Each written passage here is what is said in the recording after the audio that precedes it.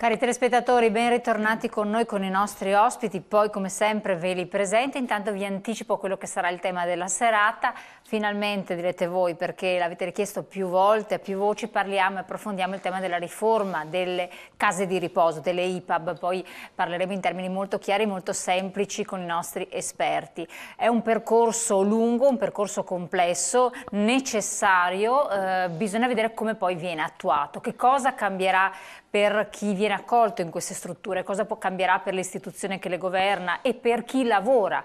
Cercheremo di capirlo meglio insieme, ma cambia poi qualcosa, perché tanti hanno chiesto cambiare tutto per non cambiare nulla e rendere le cose sempre più difficili per i cittadini. No, non è detto questo. Comunque, avendo anche tanto le istituzioni qui rappresentate quanto le parti sociali, vedremo insieme di approfondire questo capitolo importantissimo, per sempre un numero crescente di persone. Questo in base anche delle indagini che sono state recentemente condotte proprio dallo CGIL a livello nazionale e regionale. Gli anziani aumentano sempre di più, per fortuna, per carità, però con conseguenze anche di vario genere, sociosanitarie soprattutto. Noi però prima apriamo con una parentesi, come sempre dedicata al mondo dei pensionati, che hanno molti diritti, però debbono sempre richiederli e soprattutto devono stare attenti alla propria pensione, controllarla, farla verificare. Vediamo con l'esperta la nostra anteprima con lo CGIL.